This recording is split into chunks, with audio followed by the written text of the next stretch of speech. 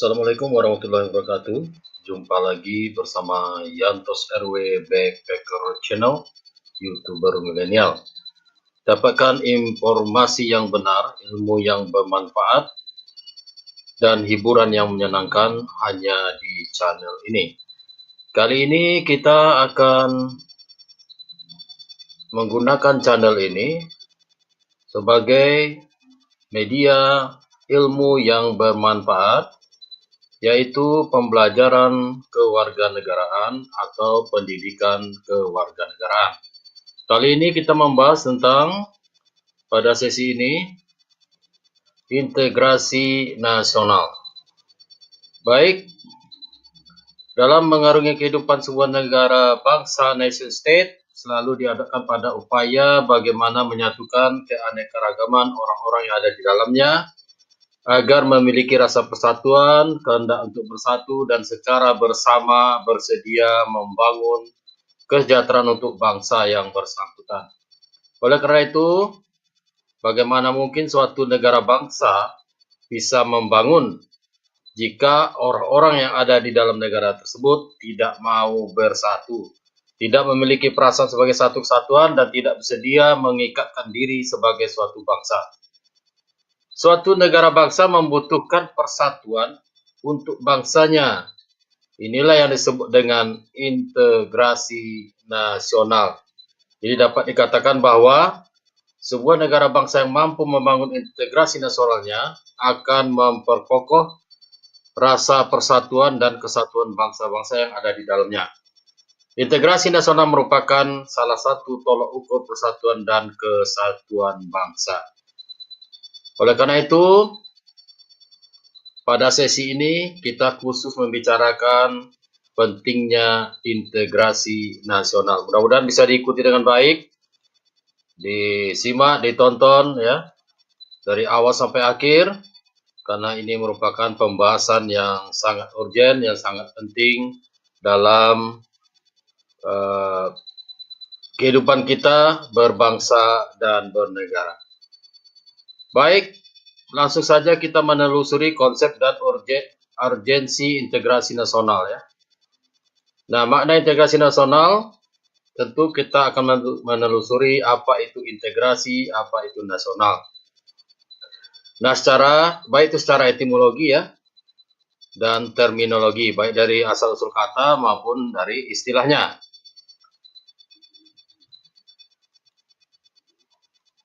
Baik. Secara etimologi tentu terdiri dari dua ya, integrasi dan nasional. Sementara secara terminologi dapat diartikan kita bisa mendapatkan secara terminologi berdasarkan pengertian-pengertian yang telah disampaikan oleh pakar-pakarnya. Banyak pakar yang menyampaikan apa itu integrasi nasional, namun di sini akan kita bahas beberapa pendapat dari pakar-pakar ya. Yang pertama, Saprudin Bahar mengatakan integrasi nasional yaitu upaya menyatukan seluruh unsur suatu bangsa dengan pemerintah dan wilayahnya. Jadi integrasi nasional adalah upaya menyatukan unsur suatu bangsa yaitu pemerintah dan wilayahnya. Tentu orang-orang yang juga ada di dalam wilayah tersebut. Yang kedua, Riza Nur Arpani mengatakan pembentukan suatu identitas nasional dan penyatuan berbagai kelompok sosial dan budaya ke dalam suatu kesatuan wilayah. Jadi identitas nasional itu penyatuan berbagai kelompok sosial dan budaya di dalam suatu wilayah. Selanjutnya, Julati Suroyo mengatakan bersatunya suatu bangsa yang menempati wilayah tertentu dalam sebuah negara yang berdaulat. Jadi, integrasi nasional itu adalah bersatunya suatu bangsa yang menempati wilayah, tapi hanya ada di dalam negara yang berdaulat. Selanjutnya, Ramlan Surbakti mengatakan, yaitu proses penyatuan berbagai kelompok sosial budaya dalam satu kesatuan wilayah dan dalam suatu identitas nasional. Jadi dilengkapi oleh Ramlan Surbakti, secara terminologi, identitas nasional itu adalah penyatuan berbagai kelompok sosial budaya ya dalam kesatuan wilayah dan dalam suatu identitas nasional. Jadi ada kaitan integrasi nasional dengan identitas nasional yang telah kita pelajari sebelumnya. Jadi kelompok sosial yang bersatu dalam satu kesatuan wilayah dan telah memiliki suatu Baik, jadi penyatuan dari berbagai kelompok sosial dalam satu kesatuan dan juga telah memiliki identitas nasional, itulah yang disebut dengan integrasi nasional menurut Amran Subakti. Selanjutnya secara istilah, ya, etimologi, integrasi nasional itu berasal dari bahasa Inggris, ya, national integration. Jadi integration berarti kesempurnaan atau keseluruhan, atau bahasa Latin integrator yang berarti utuh atau menyeluruh. Maka integrasi dapat diartikan sebagai pembauran hingga menjadi kesatuan yang utuh atau bulat. Sedangkan nation artinya dalam bangsa, sebagai bentuk persekutuan dari orang-orang yang berbeda latar belakangnya, berada dalam satu wilayah dan satu kesatuan politik.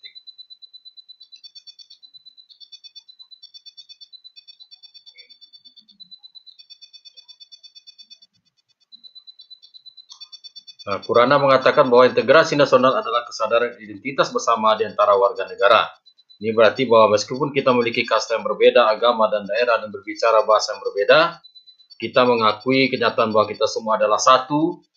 Jenis integrasi ini sangat penting dalam membangun suatu bangsa yang kuat dan makmur. Jadi, adanya kesadaran identitas bersama, kita sudah membahas di dalam sesi identitas nasional, arti penting identitas nasional untuk menyatukan bangsa dan negara. Nah, jenis integrasi menurut Myron Weiner, ya, dia lebih menggunakan istilah integrasi politik daripada integrasi nasional. Di mana dia mengatakan bahwa integrasi politik itu adalah penyatuan masyarakat dengan sistem politik. Integrasi politik dibagi menjadi 5 jenis, ya. Jadi dia menyamakan integrasi nasional dengan integrasi politik dengan sistem politik. Kalau kita tentu sistem politik Indonesia. Nah, ada 5 jenis integrasi politik menurut Myron Weiner, yaitu integrasi bangsa, integrasi wilayah, integrasi nilai, integrasi elit dan massa, serta integrasi tingkah laku, perilaku integratif. Jadi integrasi bangsa menunjuk pada proses penyatuan berbagai kelompok budaya dan sosial dalam satu kesatuan wilayah dan dalam satu pembentukan identitas nasional. Itulah disebut dengan integrasi bangsa. Sedangkan integrasi wilayah menunjuk pada masalah pembentukan wewenang kekuasaan nasional pusat di atas unit-unit sosial yang lebih kecil yang beranggotakan kelompok-kelompok sosial budaya masyarakat tertentu. Jadi, integrasi wilayah adalah pembentukan wewenang kekuasaan nasional pusat. Nah, kita ada juga, ya, pusat dan daerah, itu namanya integrasi wilayah. Selanjutnya integrasi elit massa menunjuk pada masalah penghubungan antara pemerintah dengan yang diperintah, mendekatkan perbedaan-perbedaan mengenai aspirasi dan nilai pada kelompok elit dan massa. Jadi integrasi elit dan massa, ya, antara yang memerintah dan diperintah, antara pemerintah dan rakyat, harus bisa menyatukan, ya, aspirasi dan nilai, ya, menyatukan perbedaan-perbedaan, ya, menuju kesepakatan bersama. Integrasi nilai menunjuk pada adanya konsensus terhadap nilai yang minimum yang diperlukan dalam wilayah tertib sosial. Jadi adanya nilai-nilai yang dijalankan, tetapi nilai itu diterima bersama, ya, dalam memelihara tertib sosial, sehingga adanya kepatuhan sosial dalam menjalankan nilai-nilai yang telah disepakati bersama. Kemudian integrasi tingkah laku, yaitu perilaku integratif, menunjuk pada penciptaan tingkah laku yang terintegrasi dan yang diterima demi mencapai tujuan bersama. Jadi adanya perilaku-perilaku yang integratif, tingkah laku yang mempersatukan, ya, bukan malah memecah belah.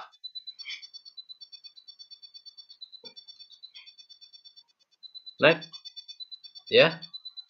Jadi dalam realitas nasional, integrasi nasional dapat dilihat dari 3 aspek. Yang pertama aspek politik, aspek ekonomi, dan aspek sosial budaya. Maka disebutlah aspek ini sebagai integrasi politik, integrasi ekonomi, ya, dan integrasi sosial budaya. Dalam aspek ekonomi, integrasi ekonomi itu saling ketergantungan ekonomi antar daerah yang bekerjasama secara sinergi. Dan aspek sosial budaya, baik, Apa itu integrasi politik? Dalam tataran integrasi politik terdapat dimensi vertikal dan horizontal. Dimensi yang bersifat vertikal menyangkut hubungan elit dan massa, baik antara elit politik dengan massa pengikut atau antara penguasa dan rakyat, guna menjembatani celah perbedaan dalam rangka pengembangan proses politik yang partisipatif. Sedangkan dimensi horizontal menyangkut hubungan yang berkaitan dengan masalah teritorial, antar daerah, antar suku, umat beragama, dan golongan masyarakat Indonesia. Selanjutnya, integrasi ekonomi berarti terjadinya saling ketergantungan antar daerah dalam upaya memenuhi kebutuhan hidup rakyat. Adanya saling ketergantungan menjadikan wilayah dan orang-orang dari berbagai latar akan mengadakan kerjasama dan saling menguntungkan serta sinergis.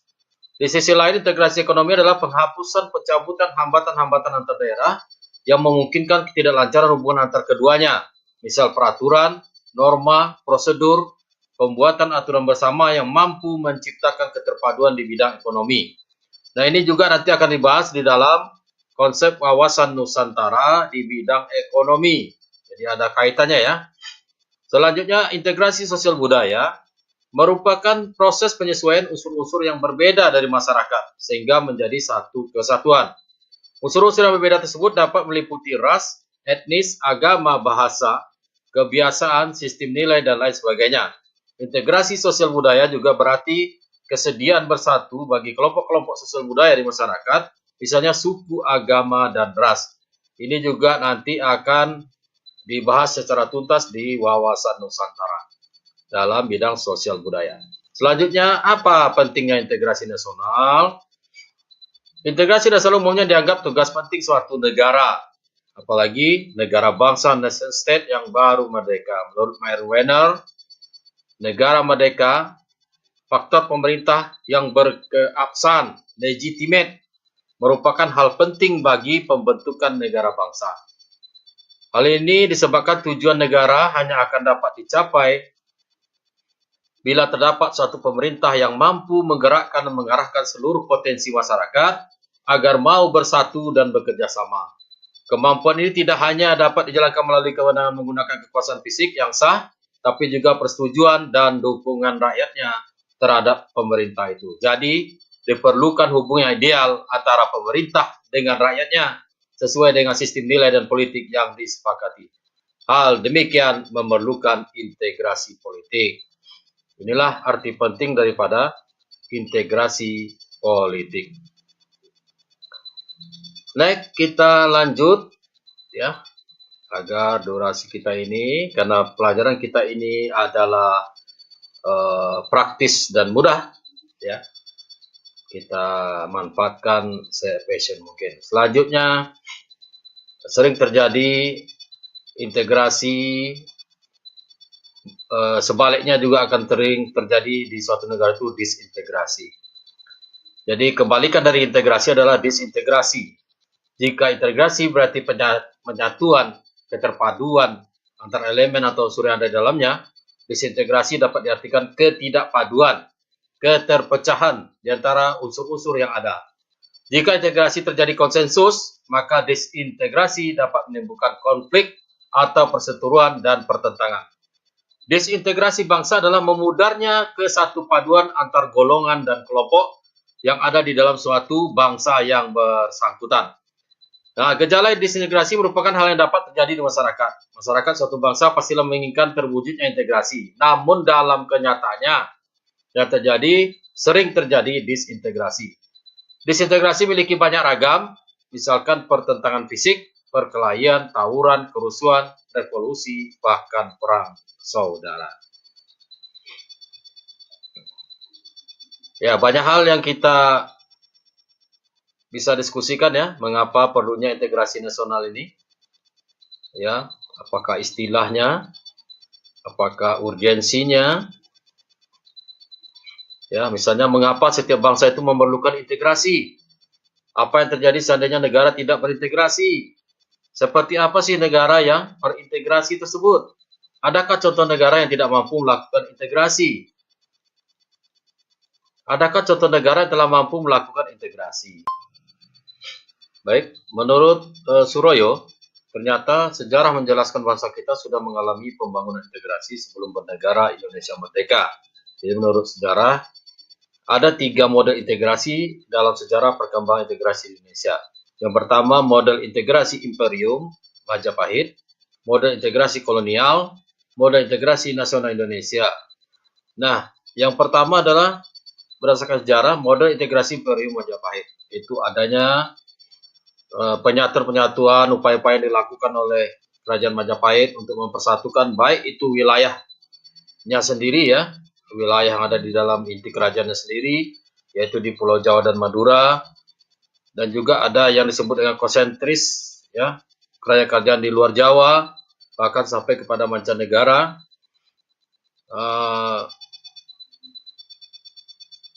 Jadi adanya upaya-upaya yang dilakukan oleh Kerajaan Majapahit mempersatukan wilayah di bawah kekuasaannya, wilayah persaudaraannya, dan juga wilayah-wilayah antar negara, itu disebut sebagai model integrasi Imperium Majapahit.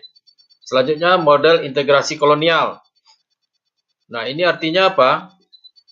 Ada upaya-upaya penyatuan yang dilakukan oleh kolonial Belanda ya, penjajah, tapi tentu tujuannya bukanlah untuk menyatukan bangsa Indonesia, ya, bukan untuk membangkitkan nasionalisme, tapi menyatukan wilayah-wilayah jajahannya, ya, artinya untuk kepentingan kolonial, ya.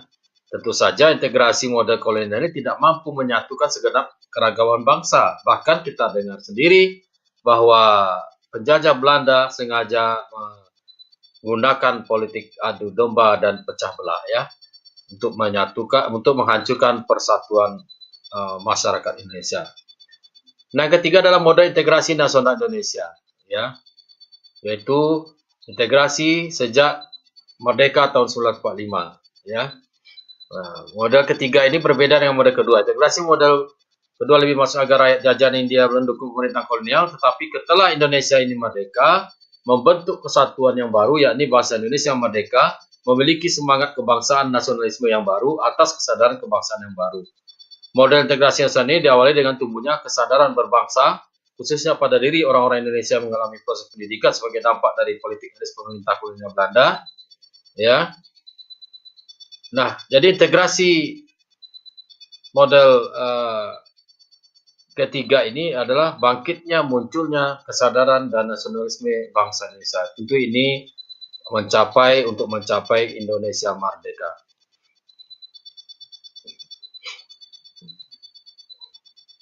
Baik, tahapan-tahapan dalam pertumbuhan kesadaran berbangsa tadi, ya, kesadaran untuk merdeka dan bersatu tadi melalui tahapan-tahapan. Yang pertama masa perintis, kita sudah bicarakan juga, yaitu sejak berdirinya Budi Utomo, yaitu kebangkitan nasional. Kemudian masa penegas, adanya Sumpah Pemuda ya, satu nusa, satu bangsa, satu bahasa. Kemudian ada lagi masa percobaan, pernah kita menuntut untuk kita memiliki wakil dan parlemen kepada pemerintah Belanda, tentu ini ditolak ya, tapi itu adalah usaha atau masa percobaan.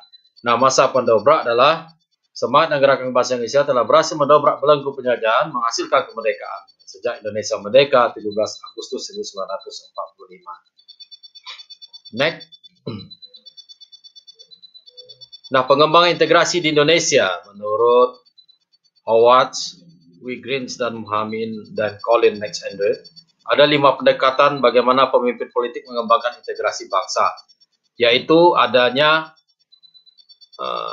ancaman dari luar, gaya politik kepemimpinan, kekuatan lembaga-lembaga politik, ideologi nasional, dan kesempatan pembangunan ekonomi.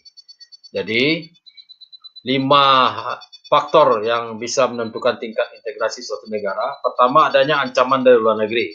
Nah, kenapa ada ancaman dari luar ini ya? Ancaman dari luar dapat mengintegrasikan karena masyarakat akan bersatu jika ada ancaman dari luar. Ya, walaupun berbeda suku, agama, ras, tapi karena menghadapi musuh yang bersama, ini akan bisa menimbulkan integrasi ya di antara masyarakatnya.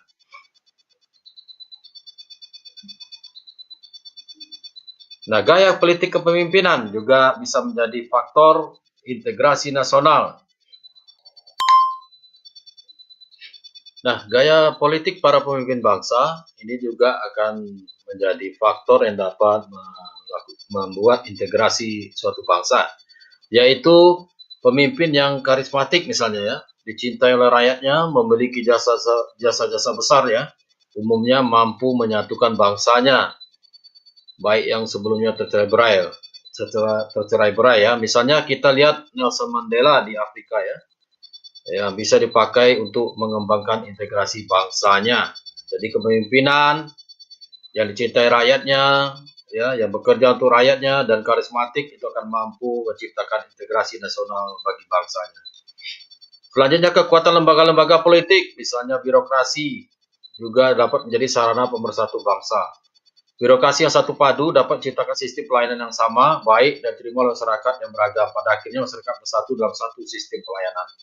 Artinya sistem pelayanan yang baik, birokrasi yang baik mampu menyatukan masyarakatnya karena mendapatkan satu sistem pelayanan, tidak ada diskriminasi dan sebagainya. Selanjutnya ideologi nasional, yaitu seperangkat nilai-nilai yang terima sepakati. Ya, tentu ideologi juga akan memberikan visi, panduan, ya, cara menuju visi dan tujuan negara itu. Dan jika masyarakat walaupun berbeda-beda tapi memiliki satu ideologi yang sama, ya, maka memungkinkan masyarakat tersebut akan selalu bersatu. Nah, kita telah memiliki Pancasila, yaitu nilai sosial bersama yang bisa diterima oleh seluruh masyarakat Indonesia. Nah, nilai-nilai bersama ini tidak harus nilai-nilai Pancasila ini tentu harus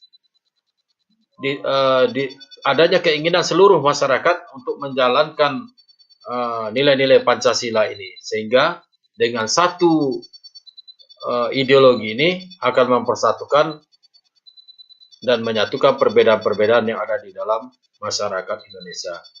Selanjutnya, kesempatan pembangunan ekonomi. Jika pembangunan ekonomi berhasil menciptakan keadilan, maka masyarakat bangsa tersebut bisa menerima sebagai satu kesatuan. Jadi, ya, keberhasilan ekonomi, kemakmuran, keadilan ini akan juga mempersatukan, mengintegrasikan masyarakat suatu bangsa. Nah, di samping itu, Sujoto Usman juga mengatakan bahwa satu kelompok masyarakat dapat terintegrasi apabila, ya, masyarakat dapat menemukan dan menyepakati nilai-nilai fundamental yang dapat dijadikan rujukan bersama. Ya, jika masyarakat memiliki nilai bersama, disepakati, maka mereka dapat bersatu. Namun jika sudah tidak lagi memiliki nilai bersama, maka mudah untuk berseteru, ya, atau berpecah belah. Kemudian masyarakat terhimpun dalam unit sosial sekaligus, ya. Jika masyarakat berbeda latar belakang menjadi anggota organisasi yang sama, maka mereka dapat bersatu dan menciptakan loyalitas pada organisasi tersebut, bukan lagi pada latar belakangnya. Artinya, ada satu organisasi yang mempunyai visi yang tentu sejalan dengan bangsa, ya. Nah, masyarakat yang masuk dalam organisasi itu akan memiliki visi yang sama untuk juga menciptakan integrasi nasional, integrasi bangsanya. Kemudian masyarakat berada di atas memiliki sifat saling ketergantungan antara unit sosial yang terhimpun dalamnya dalam memenuhi kebutuhan ekonomi. Apabila masyarakat saling memiliki ketergantungan, saling membutuhkan, saling kerjasama dalam bidang ekonomi, maka mereka akan bersatu. Ya. Pendapat lain menyebutkan integrasi bangsa dapat dilakukan dengan dua strategi kebijakan, yaitu policy assimilation, policy assimilationis, dan policy Bhinneka Tunggal Ika. Strategi pertama dengan cara penghapusan sifat kultural, utama dari komunitas kecil yang berbeda menjadi semacam kebudayaan nasional. Asimilasi adalah pembauran dua kebudayaan disertai dengan hilangnya ciri khas. Jadi adanya pembauran dari komunitas-komunitas, ya, untuk menjadi bersatu.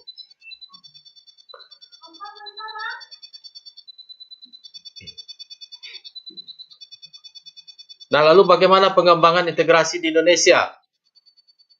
Atau strategi apa sebaiknya dilakukan pemerintah guna mengembangkan integrasi saat ini? Nah, kebijakan strategi yang sebaiknya dilakukan di Indonesia adalah pertama, memperkuat nilai bersama, membangun fasilitas, ya, menciptakan musuh bersama, artinya segala sesuatu yang akan menghancurkan integritas nasional, kita musuhi bersama, kita berantas bersama.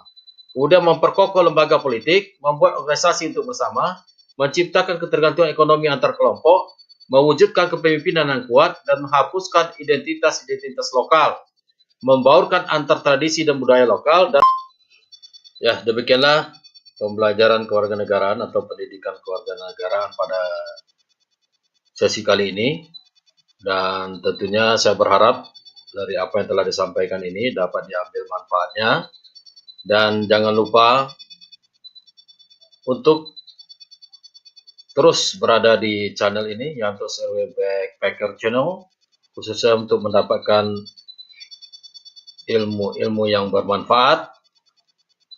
Ya, ikuti terus, tonton terus dari awal sampai akhir, dan ikuti sesi-sesi berikutnya dalam pembelajaran kewarganegaraan. Jangan lupa untuk terus memberikan supportnya, berikan dukungannya, tetap di subscribe, likes, and comment, ya, berpartisipasi aktif dalam pembelajaran ini, sehingga channel ini menjadi channel yang dinamis dan aktif, di mana dalam komen-komennya mungkin ada pertanyaan, ada jawaban, ada kesimpulan, dan tentu juga bisa menjadi sekaligus sebagai tanda kehadiran menyaksikan materi-materi yang disampaikan dalam channel ini. Baik, sampai jumpa lagi di sesi berikutnya, pembelajaran kewarganegaraan secara praktis dan mudah yang ada hanya di Yantos RW Backpacker Channel, media ilmu yang bermanfaat. Sekian, terima kasih. Assalamualaikum warahmatullahi wabarakatuh.